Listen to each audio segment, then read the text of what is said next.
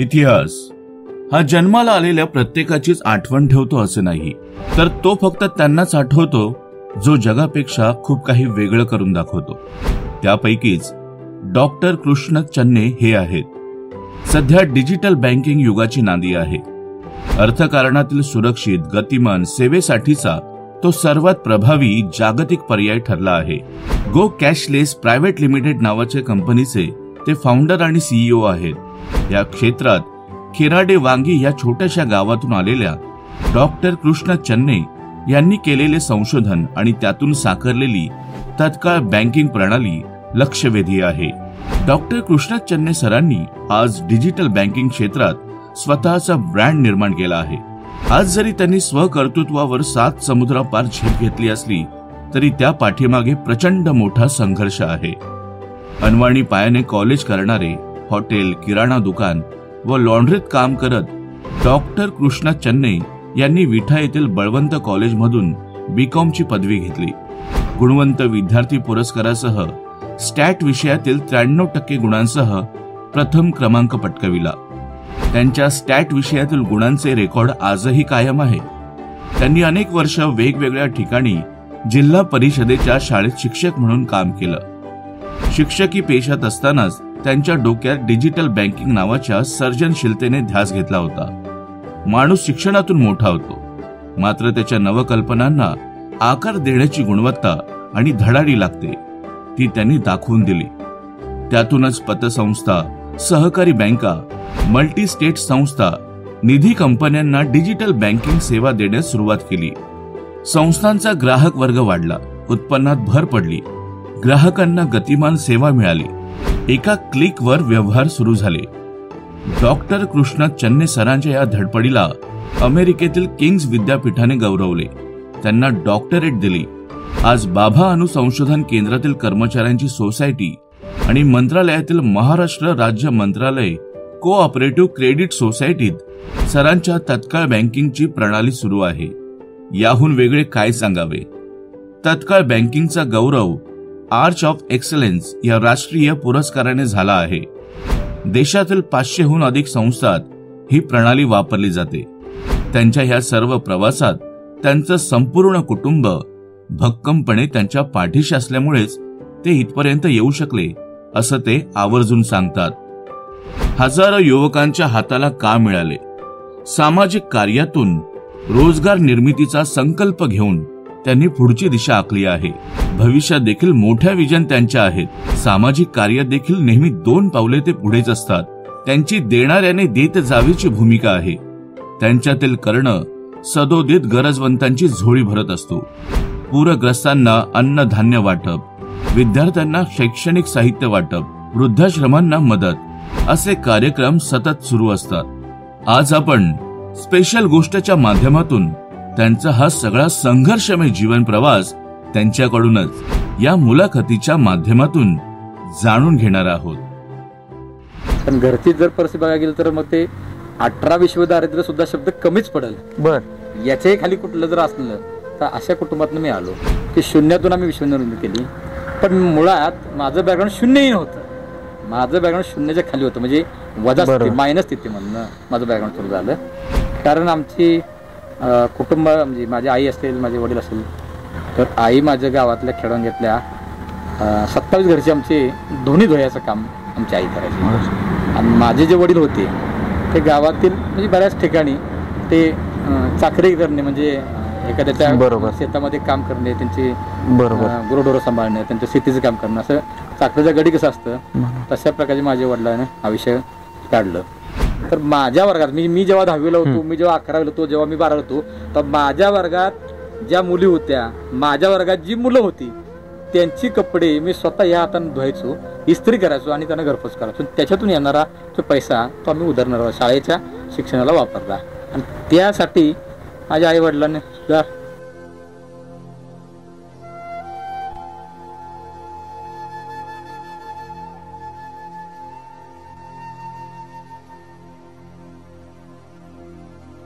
लोकांच्या अडचणी कुठल्या त्या तुम्ही अडचणी जर तुम्हाला माहित असतील तर त्या अडचणी शोधण्यासाठी त्याचा उपाय तुम्ही शोधू शकता ना. बरोबर. ते पतसंस्थांमध्ये किंवा कोऑपरेटिव्ह बँकेमध्ये जायचं म्हटलं तर ज्या काही प्रायव्हेट बँका, ज्या काही राष्ट्रीय बँका ज्या प्रकारच्या टेक्नॉलॉजी, ज्या प्रकारच्या सर्व्हिस, ज्या प्रकारच्या ग्राहकांना सर्व्हिस देतात, तशा प्रकारच्या सुविधा ह्या ग्रामीण भागातल्या पतसंस्थापर्यंत, ग्रामीण भागातल्या कोऑपरेटिव्ह सोसायटी यांच्यापर्यंत त्या नाहीत आहे त्या. मग त्यांचं ह्या अडचणी सोप्या कशा करता येतील या पद्धतीने मी त्याचं वर्कआउट केलं आणि मग ग्राहक वर्ग त्यांच्या संस्थेपर्यंत कसा येईल यासाठी मग सिस्टीम डेव्हलप करण्याचा प्रयत्न केला. मग वयस्कर व्यक्तींना डोर स्टेप बँकिंग देऊया, मोबाईल बँकिंग हे तरुण मुलांना देऊया किंवा तरुण ग्राहकांना देऊया, मध्यम ग्राहक जो संस्थेत येतोय त्यांना सगळ्या सुविधा मिळतील, अशा तिन्ही प्रकारचे ग्राहक आपण कॅप्चर करण्याचा प्रयत्न. नमस्कार, मी चेतन सावंत. स्पेशल गोच्या आजच्या एपिसोडमध्ये आपणा सर्वांचं मनपूर्वक स्वागत.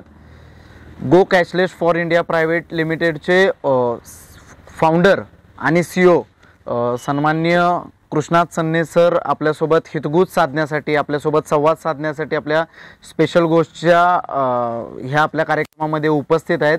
सर्वात अगोदर अगदी धकाधकीच्या व्यापातून त्यांनी वेळात वेळ काढून आपल्यासोबत संवाद साधण्यासाठी वेळ दिला, त्याबद्दल त्यांचे मी मनपूर्वक सुरुवातीला आभार व्यक्त करतो. तुमचे स्वागत आहे स्पेशल गोष्टमध्ये. सरांचं गाव हे सांगली जिल्ह्यातील कडेगाव तालुक्यातील खेराडे वांगी ह्या गावचे सुपुत्र आहेत सर. आणि अगदी म्हणजे शब्दशः तुम्ही ही गोष्ट घेऊ शकता की शून्यातून विश्व निर्माण करणे काय असतं आणि एक माणूस एका आयुष्यामध्ये किती गोष्टींना स्पर्शून आणि किती लोकांच्या आयुष्यामध्ये एक वेलफेअर निर्माण करू शकतात त्याचे मूर्तिमंत उदाहरण सर आहेत. आणि सरांकरवीच आपण सरांचा संपूर्ण जो प्रवास आहे, सरांचा जो संपूर्ण जो संघर्षमय प्रवास आहे हा जाणून घेण्याचा प्रयत्न करणार आहोत. आणि सरांची म्हणजे मला ओळख ह्यातून निर्माण झाली की तुमची गो कॅशलेस फॉर इंडिया ही जी कंपनी आहे, सुरुवातीलाच आपण त्या प्रश्नाकडे येऊयात की सर ह्याची नेमकी मुहूर्तमेढ कशी रोवली गेली? मुहूर्तमेढ अशा पद्धतीने रोवली गेली की गो कॅशलेस इंडिया प्रायव्हेट लिमिटेड या कंपनी स्थापना 2017 केली आहे. पण सॉफ्टवेअर इंडस्ट्रीमध्ये मी काम करतो गेले 15 ते 16 वर्ष. पण त्याच्या फ्लॅशबॅकमध्ये जर जायचं म्हटलं तर मी स्वतः एक प्राथमिक शिक्षक म्हणून 24 वर्ष जिल्हा परिषदेला मी सांगली जिल्हा परिषदेला मी नोकरी केली आहे. आणि गेल्या 2 वर्षापूर्वी मी स्वेच्छानिवृत्ती घेतली आणि मग 15-16 वर्षाचा जो माझा एक्सपिरियन्स होता या सेक्टरमधला किंवा मला काहीतरी वेगळं करायचं होतं आणि त्याचा हेतू असा होता की बाबा मी शिक्षक होतो तेव्हा शिक्षकाचं स्वतःचं कुटुंब हे सुखी होतं. बरोबर. चांगला शिक्षकांना पगार मिळतो, माझी मुलं बळ चांगली शिकत होती, माझं कुटुंब सगळं सुखी होतं. पण मी फक्त एकटा सुखी होतो, माझं कुटुंब एकटं सुखी होतं ना. पण माझी सारखी मूळची धडपड अशी होती की बाबा आपल्याला वेगळं काहीतरी करायचं आहे. बरोबर. आणि ज्या समाजाने आपल्याला दिलंय त्या समाजाला आपण काही देऊ शकतो का, नवीन काही करता येईल का आपल्याला, नवीन रोजगारच्या संधी किंवा आता अशी अवस्था झाली की मुलं शिकतात पण त्यांना नोकऱ्या नाही, त्यांना कुठं जॉबच्या अपॉर्च्युनिटी वेगळं काही करता येतं का, ह्या भावनेतून गेले 15-16 वर्ष झालं माझा असा संघर्ष म्हणजे वैचारिक संघर्ष चालू होता की काय करता येईल का. आणि मग याच्यामध्ये पण असं लक्षात आलं की आपलं स्वतःचं BCom झालेलं आहे आणि मग BCom आणि बँकिंग आणि IT या सेक्टरमध्ये आपल्याला काही करता येतं का, या भावनेतून या गो कॅशलेस इंडियाची स्थापना मी 2017 केली. पण त्याच्यापूर्वी 10 ते 15 वर्षापूर्वी मी स्वतःच एक छोटंसं 1-2 सॉफ्टवेअर बनवलेलं होतं त्या काळामध्ये. तसं बघायला गेलं तर माझं IT मधलं किंवा कॉम्प्युटर सेक्टरमधलं कुठल्याही प्रकारचं बॅकग्राऊंड नाही, कारण मी काही MCA झालेलं नाही, मी काही BCA झालेलं नाही, मी स्वतः BCom झालेलो आहे आणि DED झालेलं आहे. त्यामुळं शैक्षणिक क्षेत्राचा आणि त्या IT क्षेत्राचा, बरोबर, शिक्षण क्षेत्राचा आणि त्या बँकिंग क्षेत्राचा असा अर्थात काही संबंध याच्यामध्ये नाही.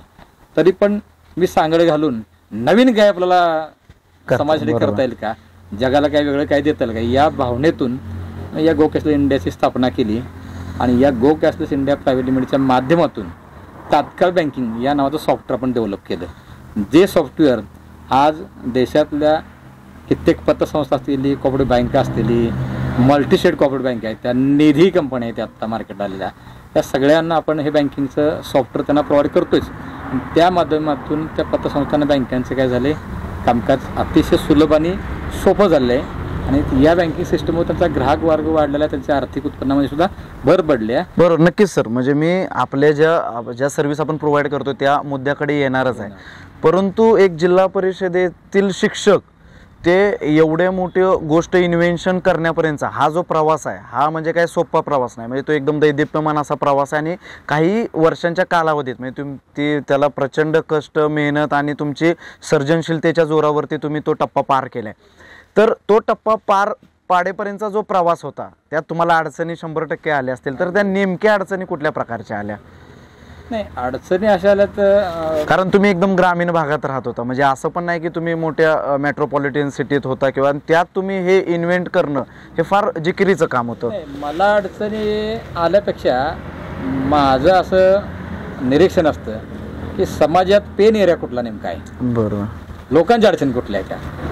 तुम्ही अडचणी जर तुम्हाला माहीत असतील तर त्या अडचणी शोधण्यासाठी त्याचा उपाय तुम्ही शोधू शकता ना. बरोबर. त्यामुळे अडचणी कुठल्या आल्यापेक्षा समाजातल्या नेमक्या अडचणी कुठल्या आहेत ह्या अडचणीवर मी पहिल्यांदा अभ्यास केला.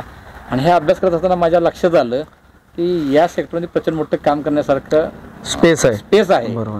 आणि म्हणून मी त्या सेक्टर वळलो. त्यामुळे अडचणी असेल की आत्ताच तुम्हाला मी जास्त उदाहरण दिलं की पतसंस्थामध्ये किंवा कॉपरेटिव्ह बँकेमध्ये जायचं म्हटलं तर ज्या काही प्रायव्हेट बँका, ज्या काही राष्ट्रीय बँका ज्या प्रकारच्या टेक्नॉलॉजी, ज्या प्रकारच्या सर्व्हिस, ज्या प्रकारच्या ग्राहकांना सर्व्हिस देतात तशा प्रकारच्या सुविधा ह्या ग्रामीण भागातल्या पतसंस्थापर्यंत, ग्रामीण भागातल्या कॉपरेटिव्ह सोसायटी यांच्यापर्यंत त्या नाहीत आहे. त्या ही सगळ्यात मोठी समस्या होती त्यांची. बरोबर. या समस्या आपल्याला काही काम करता येईल का याच्या अँगल मी जरा अभ्यास केला आणि मग मला ते लक्षात आलं की बाबा इथं काम करायला किंवा इथं बरोबर बनवायला संधी आहे. बरोबर. त्यामुळे मी त्या सेक्टरमध्ये वळलो आणि ते सॉफ्टवेअर डेव्हलप झालं. बरोबर. म्हणजे चॅलेंजचं रूपांतर तुम्ही ऑपॉर्च्युनिटीमध्ये केलं. आणि अजून एक महत्त्वाचं म्हणजे पतसंस्था ही आपल्या ग्रामीण अर्थव्यवस्थेचा कणा आहे, म्हणजे ती एक जीवनवाहिनी आहे. म्हणजे शेतकऱ्यांपासून ते जे एक स्मॉल स्केलमध्ये जे ज्यांचे व्यवसाय आहेत ते त्यांच्यासाठी फार महत्त्वाचं ती गोष्ट आहे. मग ते तुम्ही इम्प्लिमेंट केल्यानंतर त्याचे आउटपुट कशा प्रकारे आले किंवा रिझल्ट कसे आले? म्हणजे पतसंस्थांनी तुम्हाला सांगितलं असेल बाबा आमच्या कस्टमरमध्ये इन्क्रीज होत आहेत किंवा काय, कसे आउटपुट आले ते? नाही, जेव्हा मी पतसंस्थांना किंवा कॉपरेटिव्ह सोसायटीना, कॉपरेटिव्ह बँकांना, मल्टी स्टेटना किंवा निधी कंपन्यांना हे आपलं सॉफ्टवेअर दिलं, पण सॉफ्टवेअर द्यायच्या अगोदर मी त्यांना समजून सांगायचो की बाबा की तुमच्याकडे त्यांची तक्रार असायची की बाबा आमच्याकडे ग्राहक वर्ग येत नाही, आमचे लोन म्हणजे लोक लोन नेतात पण परत लोन वसुलीचा इतका मोठा प्रॉब्लेम असतो की लोक कर्ज नेताना हाताबाहेर पडतात, कर्ज घेऊन जातात पण परत कर्ज मागायला गेलं तर लोक देत नाहीत. म्हणजे कर्ज रिकव्हरीचा मोठा त्यांच्याकडे चॅलेंज होतं.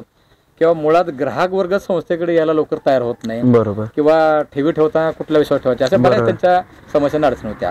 मग त्यांचं ह्या अडचणी सोप्या कशा करता येतील या पद्धतीने मी त्याचं वर्कआउट केलं आणि मग ग्राहक वर्ग त्यांच्या संस्थेपर्यंत कसा येईल यासाठी मग सिस्टीम डेव्हलप करण्याचा प्रयत्न केला. अगदी सांगायचं म्हटलं तर अगदी मोठ्या बँकातलं मग उदाहरण घेऊ, स्टेट बँक ऑफ इंडियाचं उदाहरण घेऊ, प्रायव्हेट बँकेमधलं ICICI बँकेचं उदाहरण घेऊ, तर या बँकेमध्ये विविध प्रकारच्या सर्व्हिस, विविध म्हणजे टेक्नॉलॉजी मिळतात. ग्राहक तिथपर्यंत जातो. पण स्टेट बँकेचा किंवा बँक ऑफ इंडियाचा किंवा ICICIचा किंवा जिल्हा बँकेचा जो कस्टमर ग्राहक तो कधी पतसंस्थेमध्ये येत नाही ना, बरोबर, कारण त्याचं अकाउंट हे त्या बँकेत असतं, बरोबर. त्या बँकेच्या अकाउंटचा व्यवहार ह्या पतसंस्थेमध्ये होतच नाहीत ना, बरोबर. जनरली कोणत्याही कस्टमरचं, कोणत्याही ग्राहकाचं एखाद्या पतसंस्थेत किंवा एखाद्या बँकेत बरोबर काय काम असते, एक तर एकदा अकाउंट ओपनिंग केलं की त्याचं काम एकच असतं, एक तर मला त्या अकाउंटला पैसे भरायचे येते किंवा पैसे त्यातनं काढायचे येते किंवा फार बद्दल मला कुठे पैसे पाठवायचे येते. या 3 प्रकारच्या सुविधा जर त्या बँकेच्या जर आपल्या पतसंस्थेत देऊ शकलो आपण, बरोबर, तर तो ग्राहक त्या बँकेत न जाता तो आपल्यालाच येईल ना. अगदी बरोबर. तशा प्रकारची मी डेव्हलपमेंट केली आणि मग संस्थांना समजून सांगितलं की तुम्ही जर हे तत्काळ बँकेचं सॉफ्टवेअर जर घेतलं तर इतर बँका मग देशभरातल्या जवळजवळ म्हणजे 498 बँका आहेत त्या, बरोबर. मग त्या बँकांचे ग्राहक तुमच्या संस्थेमध्ये येतील आणि मग त्यांचे पैसे भरण्याची सोय होईल, पैसे काढण्याची सोय होईल, पैसे ट्रान्सफर करण्याची सोय होईल. अशी सुविधा जर तुम्ही दिली तर ती लोक तुमच्याकडे येतील, बरोबर. त्या निमित्ताने त्यांना तशा प्रती सोय करून दिली. मग त्यांच्या पतसंस्थांना तो आवडलं. सॉफ्टवेअर घेतल्यानंतर त्यांचा ग्राहक वर्ग नक्कीच वाढला. ग्राहक वर्ग वाढला की मग त्यांच्या ऑटोमॅटिक बिझनेस बी वाढला. अशा प्रकारचे बदल झाले संस्थांच्या. मला हे सांगा sir, go cashless for India जी आपली कंपनी आहे, सॉफ्टवेअर कंपनी, तर ह्या माध्यमातून आपण कुठल्या कुठल्या सेवा देतो? गो कॅशलेस इंडिया प्रायव्हेट लिमिटेड मी आता सांगितलं की तात्काळ बँकिंग नावाचं आपण सॉफ्टवेअर डेव्हलप, बरोबर. आणि तात्काळ बँकिंग सॉफ्टवेअरच्या माध्यमातून आपण पतसंस्थांच्या सर्व ग्राहकांना NFT देतोय, RTGS देतोय, IMPS देतो, म्हणजे बँकिंगच्या सर्व्हिस, किंवा त्यांच्या ग्राहकांना मोबाईल बँकिंगची सुविधा, म्हणजे कस्टमरनं बँकेत किंवा पतसंस्थेत जायची गरज नाही. मोबाईलचं जर ऍप असेल त्या पतसंस्थेचं तर तो ग्राहक पतसंस्थेचा मोबाईलच्या ऍपवरनं बँकिंगचे ट्रान्झॅक्शन करू शकतो. अशा प्रकारे मोबाईल बँकिंग दिले. काही ग्राहक असे आहेत की जे वयस्कर आहेत की ज्यांना पतसंस्थेपर्यंत किंवा बँकेपर्यंत येता येत नाही. असं एक असलं मग मी काय केलं की डोर स्टेप बँकिंग नावाचे कन्सेप्ट लॉन्च केलं. डोर स्टेप बँकिंग म्हणजे असं आहे की संबंधित त्या ग्राहकांना, वयस्कर किंवा सिनियर ग्राहकांना बँकेला फोन करायचा, पतसंस्थेला फोन करायचा. पतसंस्थेतला कोणतरी एखादा एम्प्लॉय असेल किंवा कोणतरी एखादा प्रतिनिधी असेल, तो एक छोटं डिव्हाइस आम्ही केलंय किंवा मोबाईल ॲप डेव्हलप केले, तो घेऊन त्या कस्टमरच्या घरापर्यंत जाईल, त्याला लागणारी सुविधा त्याला घरात देईल. मग ते पैसे काढायचे असू दे, पैसे भरायचे असू दे, पैसे ट्रान्सफर करायचे असू दे, किंवा त्याला रिचार्ज करायचा आहे तेव्हा त्याला किंवा एखादा त्याच्या घरातलं लाईट बिल भरायचं आहे, गाडीचं फास्टॅगचं पेमेंट करायचं आहे, ही कोणतीही सुद्धा त्याला त्याच्या घरपोच मिळेल. या पद्धती टेक्नॉलॉजी सुद्धा दिली आपण त्यांना बनवून. म्हणजे 3 प्रकारचे कस्टमर आहेत. यंग जनरेशनला काय लागते, मोबाईल बँकिंग ऍप लागते, म्हणजे लोक युपीआय न किंवा कोडनं ट्रान्झॅक्शन करते. ती मध्यम लोक कसे आहेत, एटीएम कार्ड वापरतात. बरोबर. आणि वयस्कर लोक बाबा मला घरातून मग वयस्कर व्यक्तींना डोर स्टेप बँकिंग देऊया. मोबाईल बँकिंग हे तरुण मुलांना किंवा तरुण ग्राहकांना देऊया. आणि मध्यम ग्राहक जो संस्थेत येतोय त्यांना सगळ्या सुविधा मिळतील. अशा 3 प्रकारचे ग्राहक आपण कॅप्चर करण्याचा प्रयत्न केला पाहिजे. नक्कीच सर. म्हणजे ई कॉमर्स ह्या क्षेत्रामध्ये तुम्ही आमूलाग्र अशा प्रकारचा बदल घडवून दाखवला आणि तो तुम्ही इम्प्लिमेंट देखील करून दाखवताय. मला आता तुमच्या पूर्वार्धाच्या आयुष्यामध्ये यायचं आहे की हा जो प्रवास आहे, म्हणजे हे नक्कीच म्हणजे प्रत्येक व्यक्तीसाठी एक इन्स्पिरेशन म्हणू शकतो, प्रेरणा, हे जे असे काही जे शब्द असतात तर ते प्रत्येक माणूस ह्यातून काहीतरी घेऊ शकतोय. म्हणजे प्रत्येकासाठी एक प्रेरणादायी म्हणजे तुमचं पूर्ण जर्नी आहे. तर तुमचं बॅकग्राऊंड कसं होतं नेमकं, फॅमिली बॅकग्राऊंड पूर्वी? माझं फॅमिली बॅकग्राऊंड जर बघायला गेला, माझं खेरडवांगी अतिशय छोटंसं गाव आहे आणि त्या गावामध्ये माझा जन्म झाला, शिक्षण माझं तिथंच झालं.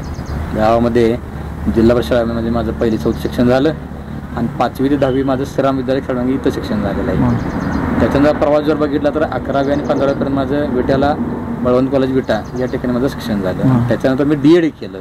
तर माहुलला मी विठ्ठलराव देशमुख अध्यापक विद्यालय आहे, तिथं माझा DED झालंय. पण घरची जर परिस्थिती बघायला गेलं तर मग ते 18 विश्व दारिद्र्य सुद्धा शब्द कमीच पडेल. याच्याही खाली कुठलं जर असलं तर अशा कुटुंबातून मी आलो. कारण तुम्ही जसं आता मागाशी म्हटला की शून्यातून आम्ही विश्व निर्मिती केली, पण मुळात माझं बॅकग्राऊंड शून्यही नव्हतं. माझं बॅकग्राऊंड शून्याच्या खाली होतं, म्हणजे वजा स्थिती, मायनस स्थितीमधनं माझं बॅकग्राऊंड सुरू झालं.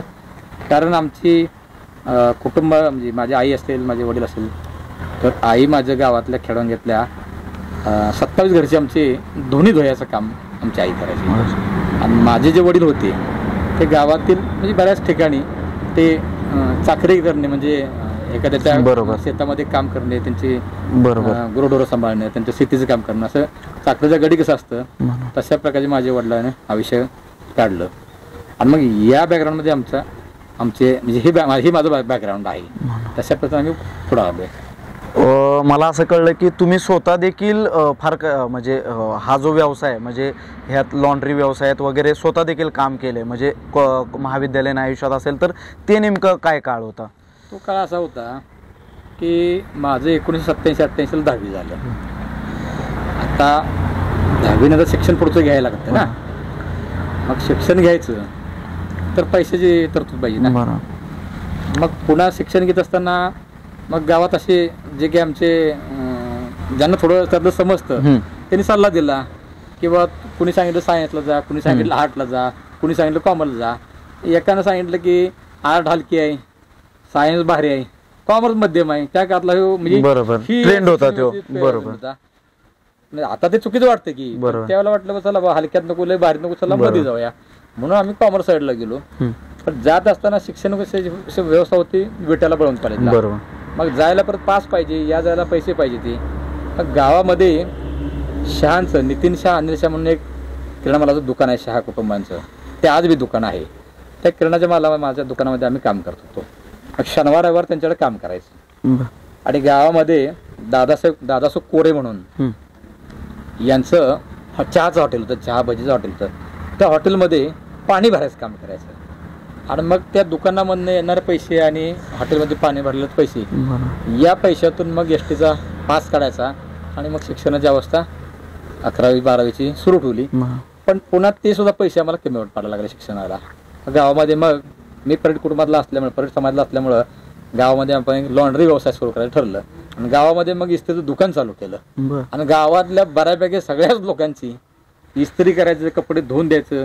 म्हणजे 27 घरची धुणी ज्या खेळामध्ये धुतली, ज्या 27 जी काही ती कुटुंब आहे त्यांची आम्ही धुणी धुत होतो आणि कपडे इस्त्री करून देत होतो. तर माझ्या वर्गात मी जेव्हा 10वीला होतो, मी जेव्हा 11वीला होतो, जेव्हा मी 12वीला होतो, तर माझ्या वर्गात ज्या मुली होत्या, माझ्या वर्गात जी मुलं होती, त्यांची कपडे मी स्वतः ह्या हाताने धुवायचो, इस्त्री करायचो आणि त्यांना घरपोच करायचो. त्याच्यातून येणारा जो पैसा तो आम्ही उदाहरणार्थ शाळेच्या शिक्षणाला वापरला. आणि त्यासाठी माझ्या आई वडिलांनी सुद्धा नक्कीच म्हणजे हे तुमचे अश्रू म्हणजे ते जे परिस्थितीतून आलेले आणि तो जो काळ होता ह्या सगळ्या संघर्षाचे हे सगळे अश्रू आहेत. आणि ते नक्कीच अश्रू ह्यासाठी आलेत की त्या माऊलीने जे कष्ट केलं आणि तुम्ही देखील त्या कष्टाची जी फलश्रुती दिली, ह्या सगळ्या गोष्टींचे ते अश्रू आहेत.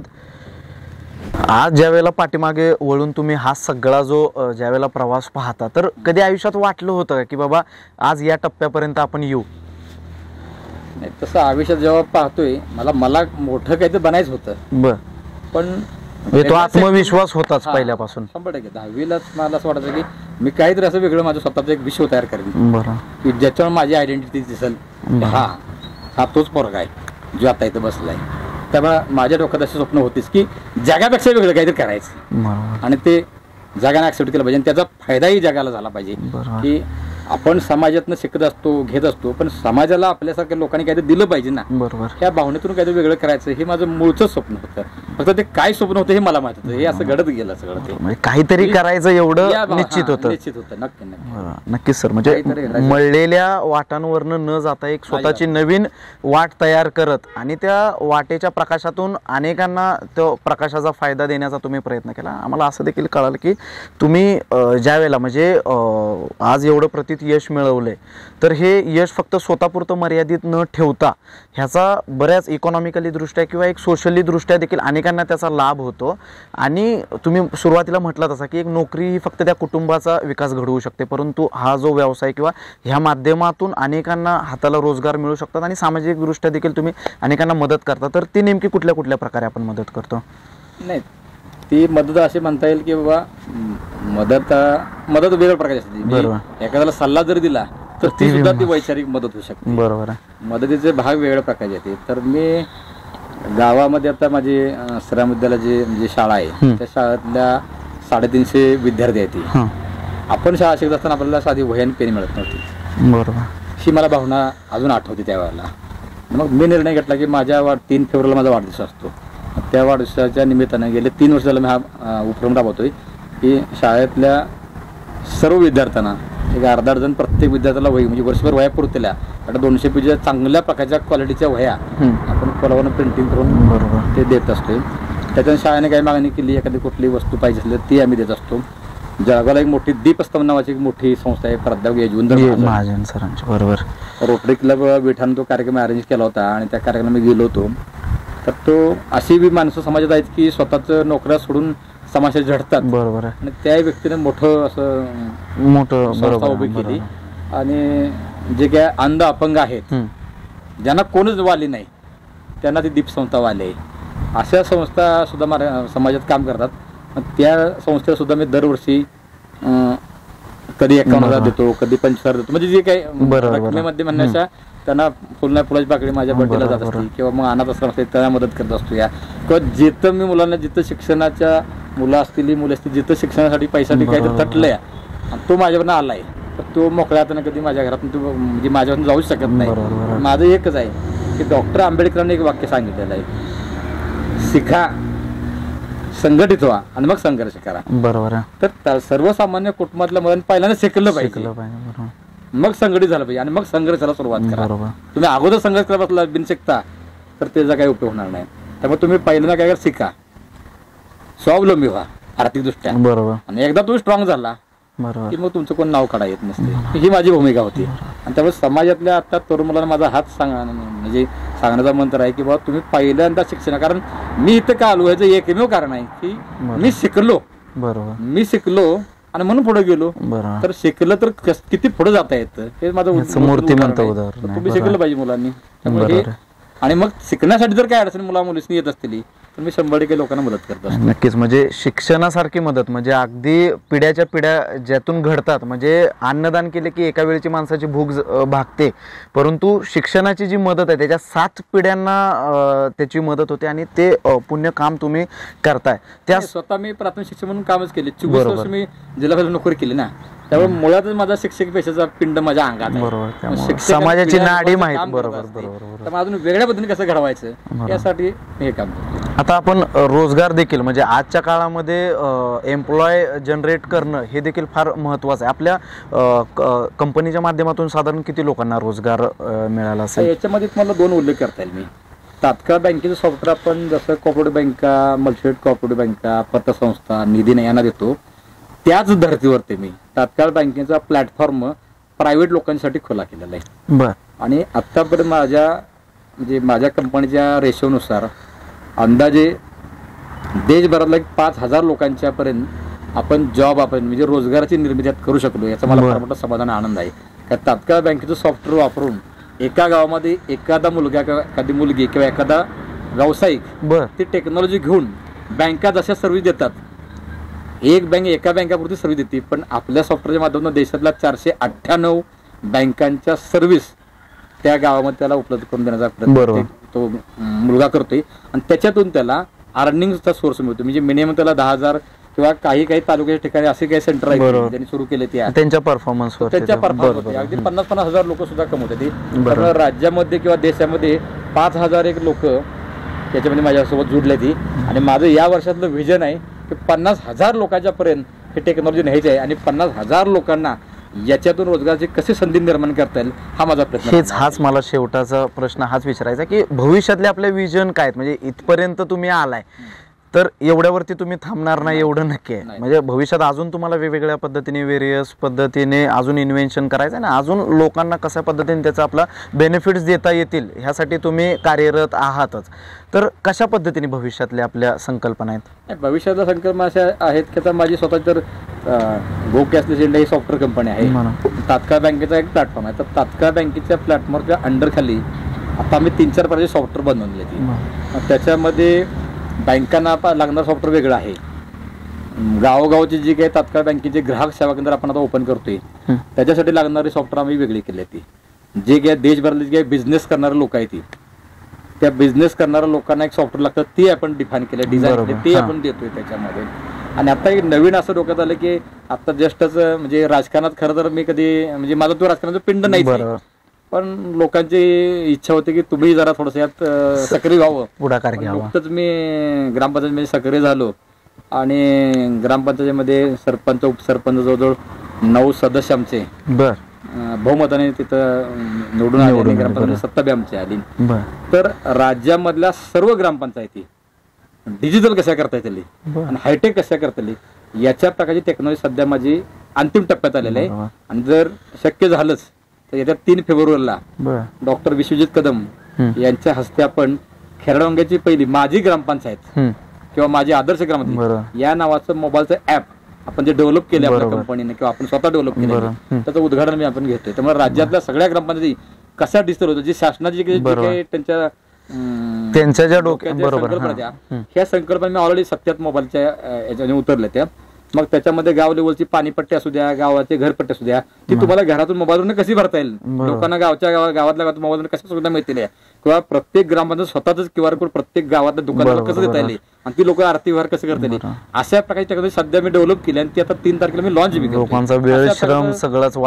विजन आहे. त्याचबरोबर राज्यामध्ये शेतकऱ्यांच्या विकास सोसायटी त्या विकास सोसायटीसाठी सुद्धा मी एक मोबाईलचं ऍप बनवलंय आणि ते आता मी लाईव्ह केलेलं आहे. त्यामुळे राज्यातल्या सर्व विकास सोसायट्यांना मी डिजिटल ऍप देण्याचा प्रयत्न करणार आहे. राज्यातल्या सगळ्या महाराष्ट्रातल्या ग्रामपंचायतींना डिजिटल ग्रामपंचायत कशी करायची, कसा ऍप त्याचा लोकांनी कसा व्यवहार करायचा याची टेक्नॉलॉजी आपण डेव्हलप केली, ती आपण देणार. हे माझं भविष्यातलं विजन आहे. आणि याच्याच माध्यमातून राज्यातल्या हजारो लोकांना कसं आपल्याला या सिस्टम मध्ये एकत्रित करता येईल, त्याच्यातून रोजगाराची संधी कशी निर्माण होते, त्यांना त्यातनं कशाचा अर्निंगचा सोर्स कसा मिळतील याच्या माझं आता सध्या काम चालू आहे. नक्कीच तुमच्या सगळ्या ह्या डिजिटलायझेशनच्या ज्या गोष्टी आहेत त्या सत्यात उतरतील ह्यासाठी तुम्हाला आत्तापासूनच शुभेच्छा आहेत. म्हणजे तुम्ही प्राथमिक शाळेमध्ये शिक्षक म्हणून काम करत होता, म्हणजे तिथं तुम्ही सेवा देत होता आणि खूप चांगल्या प्रकारे तिथं काम करत होता. बरं, एखादा दुसरा म्हणजे टिपिकल आता मराठी माणसांचा पूर्वीपासूनच नोकरीकडे कल असतो, म्हणजे कुणीही असता तर त्याने तिथेच पुढे कंटिन्यू केलं असतं. मग तिथे सगळं व्यवस्थित सगळ्या गोष्टी असताना हे असं धाडसाचं पाऊल उचलावं किंवा असं टर्निंग करावं असं तुमच्या मनात का आलं? नाही, त्याचं कारण असं आहे की माझं तर पहिल्यांदा बीकॉम झालंय आणि बीकॉम माझं 1993 झालं. 1993 स्टॅट विषयात मला पडलेले मार्क्स 93% आहेत, ज्याचं रेकॉर्ड आज अगर आबाधित आहे कोल्हापूर विद्यापीठाचं. कोल्हापूर विद्यापीठाचं शिवाजी युनिव्हर्सिटीचा मी टॉपर विद्यार्थी. आणि मग वास्तविक मला बीकॉम नंतर मला MPSC UPSC करणं गरजेचं होतं, पण त्यावेळी मला काही मार्क्स मिळालं नाही, डायरेक्शन मिळालं नाही. म्हणून मग माझे वाळव्याचे एक झगडे गुरुजी नावाचे एक शिक्षक होते, माझे मार्गदर्शक होते. त्यांनी सांगितले की तू बीकॉम करशील, MCOM करशील, कुठल्या तरी बँकेत क्लार्क नोकरी करशील तर तू DED कर, तू लगेच शिक्षक होशील, नोकरी लगेच मिळते शिक्षकाची. आणि म्हणून मग मी काय केलं, MCOMचं 2 महिने केलं आणि ते मध्येच सोडलं. DED ला ऍडमिशन घेतलं. त्यावेळी नुकताच 10वीचं DED बंद झालं होतं आणि 12वीच्या मार्च DED ला ऍडमिशन मिळत होतं. मी 12वीला विटा केंद्रात पहिला आलो होतो. मला ऍडमिशन मिळणार होतं, मला माहित होतं. मी अर्ज भरला, मला ऍडमिशन मिळालं आणि माहुलीला विठ्ठलराव देशमुख अध्यापक विद्यालय माहुली या ठिकाणी माझं 2 वर्ष DEDचं शिक्षण झालं. शिक्षण झाल्यानंतर पुन्हा मला नोकरी करायची होती ना. नोकरी शोधत असताना मी स्वर्गीय डॉक्टर पद्मनाभ कदम साहेबांना मी भेटलो आणि साहेबांना मी विनंती केली की माझी मार्क्स दाखवलं, मी इतका हुशार होते, मला काम द्या. साहेबांना ते लक्षात आलं की मुलगा तर हुशार दिसतोय आणि मग माझं ते हुशारी बघून किंवा माझं नॉलेज बघून मला सांगितलं की तू जनसंपर्क कार्यालय सांगलीला तिथं आहे, तिथं तू संपर्क म्हणून इथं राहा. तिथं मी राहिलो 6 महिने. मी साहेबांच्याकडे काम बी केलं. पण हे करत असताना त्यावेळी नुकतीच MPSCच्या धर्तीवरती प्रादेशिक सेवा दुय्यम निवड मंडळ पुणे यांची शिक्षकांची भरतीची परीक्षा निघाली. आता परीक्षेला मी अप्लाय केलं. मला सांगितलं अर्ज भरा. मी अर्ज भरला आणि 15,970 मध्ये माझा 9वा नंबर आला. त्यावेळेला माझा चांगला इंटरव्ह्यू झाला आणि मला ऑर्डर आली. मग माझी द्विधा मनस्थिती झाली की बाबा साहेबांच्या सोबत तिथं काम करायचं का मग इकडे काम करायचं. मग मी मोहन शेठ दादांना जाऊन भेटलो. दादानं सांगितलं की सरकार नोकरी आहे, चांगली नोकरी आहे, तू जा तिकडे, तुझ्या जागा इथं कोणाला दुसऱ्या घ्यायला घेता येईल. बरोबर. मग मी दादांचं ऐकून मी जतला सड्याड नावाची जिल्हा परिषद शाळा आहे तिथं पहिलं माझं पोस्टिंग झालं. आणि त्याच्यानंतर मग मोहन शेठ दादांच्या माध्यमातून माझी बदली परत कोथीजला झाली. मी इकडे कोथीजला आलो. कोथीज म्हणजे 10 वर्षभर कोथीजला काम केलं. त्याच्यानंतर माझ्या गावामध्ये सरपंच वस्ती नावाची जिल्हा परिषद शाळा आहे खेडोंगीमध्येच, तिथे मी 10 वर्ष काम केलं. तिथून माझी बदली तासगाव झाली. तिथं रेवणगंगा जिल्हा परिषद शाळा आहे रेवणगंगा मळ्यामध्ये, तिथं थोडे दिवस काम केलं. परत गणेश नगरला माझी बदली झाली आणि या 5 शाळांमध्येच माझी सगळी नोकरी झाली. पण हे करत असताना मला सारखं वाटतं की आपण एवढं शिकलोय सवरलोय, शिक्षकी पेशात गेल्यानंतर फक्त आपलं स्वतःचं कुटुंब सुखी आहे ना, वेगळं काहीतरी करायचं, वेगळं काहीतरी करायचं, पण काय करायचं ह्याची दिशा नव्हती. आणि मग त्याच वेळी स्वर्गीय डॉक्टर पद्मनाभ कदम साहेबांचा वाढदिवस होता आणि वाढदिवसाला माझ्या गावामध्ये मी आणि आता अमरावतीला माझा मित्र जज आहे ॲडव्होकेट न्यायाधीश गणी नदाब नावाचं, तर माझे मित्र आहे ती. आम्ही दोघांनी ठरवलं की आपण साहेबांच्या वर्षाला काहीतरी आपल्या गावातल्या मुलांना शिकवायचं काहीतरी करूया उपक्रम. म्हणून आम्ही दोघांनी 2 कॉम्प्युटर घेतले, त्याचा कॉम्प्युटर की माझा कॉम्प्युटर, असं 2 कॉम्प्युटर घेतलं. गावात इन्स्टिट्यूट काढली आणि आम्हाला दोघांना कुठले कॉम्प्युटरमध्ये नॉलेज नसताना सुद्धा आम्ही पुस्तक आणली, त्याचा अभ्यास केला आणि गावातल्या मुलांना कॉम्प्युटर शिकवायला चालू केलं. तिथून सुरुवात झाली. मग साहेबांच्या वाढदिवसाला कोथीजला भारतीय विद्यापीठाची शाखा आहे. त्या शाखेमध्ये साहेबांच्या वाढदिवसाचं औचित्य निमित्त साधलं आणि साहेबांच्या वाढदिवसाच्या निमित्त तिथल्या शाळेतल्या मुलांना मोफत कॉम्प्युटर शिक्षण द्यायचं आम्ही ठरवलं. आणि मग ते 2 कॉम्प्युटर आम्ही घरात उचलून शाळेमध्ये नेऊन ठेवले भारतीय विद्यापीठाला आणि तिथं शिक्षण द्यायला सुरुवात केली. आणि तिथून माझा हा कॉम्प्युटरचा, या बँकिंगचा, या IT सेक्टरचा माझा प्रवास खरं तर तिथून सुरुवात झाली.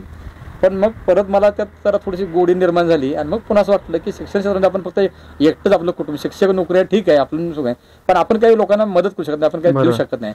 मग आपण या सेक्टरमध्ये जर बाहेर पडलो, वेगळं काहीतरी विश्व तयार केलं आपलं, म्हणून मी गोकिसला इंडियाची स्थापना केली, तात्काळ बँकचं सॉफ्टवेअर डेव्हलप केलं. याच्या माध्यमातून आपण लोकांना रोजगार देऊ शकतो, लोकांच्या काहीतरी वेगळं काहीतरी करू शकतो. आणि म्हणून सरकारी नोकरी असून सुद्धा मी 24 वर्ष नोकरी केली, नोकरीचा मी व्हॉलंटरी म्हणजे स्वेच्छानिवृत्ती घेतली. आता मला पेन्शन बी सुरू आहे. त्यामुळे आलेली पेन्शन मी स्वतः घेतच नाही, ती पेन्शन आलेली मी घेतो आणि मी समाजातल्या जे वंचित घटक आहेत ती यांच्यावरती आपल्याला मोठा हिस्सा मी खर्च करत असतो. म्हणजे तसा ऍक्सिडेंटलीच तुम्ही ह्या क्षेत्राकडे सेक्टरमध्ये आलो मी, ठरवून काय ह्या कॉम्प्युटर सेक्टरमध्ये आले. आता पाठीमागे बघताना असं वाटतंय की बरं झालं त्या सगळ्या गोष्टी घडत गेल्या. असं आता वाटतंय की बाबा की आपण ठीक आहे म्हणजे 24 नोकरी बघितली, तोही सेक्टर बघितलं, तो पण अनुभव घेतला. बरोबर. बँकिंगचं सेक्टर बघितलं, कॉम्प्युटर सेक्टर बघितलं. आता कॉर्पोरेट विषयामध्ये आता माझं नाव झालंय. बरोबर. लोक मला अपॉइंटमेंट घेऊन भेटतात की साहेब आम्हाला हे पाहिजे, आम्हाला ते पाहिजे, असे लोक घेतात. त्यामुळे लोकांचं एक वेगळं माझं एका उंचीवर माझी आता गेले किंवा आणि माझं आता भविष्यातलं विजन मी जसं तुम्ही कशी विचारलं, मी देशात तर काम करतोय पण लवकर मी दक्षिण आफ्रिका, ऑस्ट्रेलिया या देशामध्ये सुद्धा आपली सॉफ्टवेअर कंपनीज आहेत, परदेशात सुद्धा आपण चाललोय. त्यामुळे हा प्रवास म्हणजे तसा आनंदायीच प्रवास आहे. आणि मग माझ्यासोबत माझं स्वतःचं स्वप्न आहे की मी एकटा कधी मोठा होणार नाही, माझ्यासोबत जी येतील त्यांना घेऊन मी पुढे जाणार आहे. म्हणजे अगदी उदाहरण द्यायचं म्हटलं तर तुम्ही जेवाय बसताना एखादं पंचपक्वान्नाचं ताट जर तुमच्या समोर ठेवलं आणि तुम्ही एकटंच खात बसला तर समोरचे लोक तुम्हाला खाऊन देणार नाही, ते द्यायचं तर तुम्हाला मनात ते होणार की बाबा एकटंच खातोया. माझी भावना नेहमी अशी राहते आणि मी समाजातल्या लोकांना मी हे सांगतो की आपण जे होतोय ना त्यातला एक घास लाडवाचा घास एकाला द्या, एखाद्या मित्राला दुसरा घास द्या, एखाद्याला म्हणजे आलेल्या ताटातलं जेवणात थोडा विकेंद्रीकरण. ही लोक तुम्हाला मनापासून प्रेम देतील, मनापासून शुभेच्छा देतील, तुम्हाला आशीर्वाद देतील आणि तुम्ही ह्याच्याशी अजून मोठं व्हायला. म्हणजे हे स्वप्न आहे की बरोबर लोकांना घ्यायचं आणि सोबत सगळ्यांनी मोठं व्हायचं असं बघा. आता मग आज माझं खेळवांगी सारखं नाव आता मला माझ्या या बँकिंग सेक्टर मधल्या आणि तात्काळ बँकेच्या टेक्नॉलॉजीचा दखल अमेरिकेच्या किंग्ज विद्यापीठाने घेतली. त्या विद्यापीठाने मला ऑनररी डॉक्टरेट मला पदवी बहाल केली. म्हणजे बँकिंग आणि IT सेक्टर मधली भारतातली दुहेरी सेक्टर मधली डॉक्टर मिळवणारी एकमेव व्यक्ती मी खेळवांगीची. आणि त्यामुळे माझ्या गावाचं नाव, खेळवांगीचं नाव मी जगाच्या नकाशावर नेऊ शकलो, याचा मला अभिमान आहे. मला स्वाभिमान आहे माझ्या गावाचा. म्हणजे ज्या वेळेला म्हणजे त्या दोन गोष्टी असतात, एखाद्या माणसाला एखादं पद भेटल्यानंतर म्हणजे त्या माणसाचं नाव होतं, परंतु दुसऱ्या बाजूने जर आपण असं बघितलं तर एखाद्या म्हणजे पदावरती माणूस गेल्यानंतर त्या पदाला मोठं ग्लॅमर भेटतं. तसं तुमच्यामुळं आज खेराडे वांगी गाव तुम्ही जसं सांगितलं त्याप्रमाणे जगाच्या पटलावर आलं, जगाच्या नकाशावर आलं. तर ज्या मातीतून आपण येतो आणि त्या मातीचा अभिमान किंवा तुमच्यामुळे तो अभिमान ज्या वेळेला त्या उंचीवर जातो त्यावेळेला काय भावना नेमकी असते? भावना इतकी आनंद असते की बाबा ज्या गावात मी जन्मलो, ज्या गावात मी शिक्षण घेतलं, ज्या गावातल्या लोकांनी आपल्यावर प्रेम केलं, आपल्या लोकांनी मदत केली, त्या मदतीच्या रूपानं गावच्या लोकांच्या शुभेच्छामुळं आणि त्यांनी दिलेल्या आशीर्वादामुळेच आपण एवढी मोठी उंची गाठू शकलो. त्यामुळे मी माझ्या आयुष्यामध्ये खेराडेवांगी गावाचं नाव घेतल्याशिवाय माझं कुठलंही भाषण चालूच होत नाही. तर मला माझ्या गावाचा नक्कीच अभिमान वाटतो, नक्की राहणार 100% राहणार. जे मी खेराडेवांगीच्या क्रीडामालाच्या दुकानामध्ये काम करत होतो, मी 10 रुपयाच्या म्हणजे डेली वेजेस वरती 10 रुपयाच्या पगारावरती मी काम करत होतो माझ्या गावामध्ये. आज माझ्या कंपनीची मंथली टर्नओव्हर 150 कोटी आहे. मी 150 म्हणजे माझा प्रवास असा थक्क करणारा प्रवास काय, किराणा मालाचा कामगार तो ITचा बँकिंग मधला असा तो माझा प्रवास झालेला आहे. त्यामुळे हे लोकांना सांगूनही पटणार नाही की 10 रुपयावर काम करणारा माणूस हा महिन्याला 150 कोटीची उलाढाल करतो. म्हणजे माझी वर्षाच्या कंपनीचा टर्नओव्हर काढला 2000 कोटीच्या आसपास, 2000 कोटीचा टर्नओव्हर उलाढाल चालू आहे. हे बी काही नक्कीच म्हणजे ते शब्दात व्यक्तच होऊ शकत नाही एवढा थक्क करणारा प्रवास आहे. म्हणजे अगदी सुरुवातीच्या काळात प्रचंड म्हणजे परिस्थितीशी 2 हात करत करत करत जसं सरांनी सांगितलं त्याप्रमाणे शिक्षण घेतलं अगदी खडतर परिस्थितीमध्ये. आणि ते शिक्षण घेऊन प्राथमिक शिक्षक ते आज एवढी प्रतियश मिळवणारी IT कंपनी आणि सरांनी सांगितल्याप्रमाणे 10 रुपये असं माही काम म्हणजे पगार असताना आणि तिथून त्या साधारणतः वार्षिक 2000 कोटीचा टर्नओव्हर इथपर्यंतचा जो प्रवास आहे हा नक्कीच म्हणजे एकदम थक्क करणार आहे. आणि ह्यातून नवीन जी पिढी आहे, तरुण जे आहेत, ह्यांना देखील फार मोठं असं प्रेरणा मिळेल असा हा जो प्रवास आहे. आणि हा प्रवास तुम्ही आमच्याशी शेअर केला आणि आम्हाला तुमचा सगळा जो संघर्षमय प्रवास आहे हा सांगितला, वेळात वेळ काढून तुम्ही हितगुज साधलं, त्याबद्दल तुमचे मनपूर्वक आभार आणि धन्यवाद.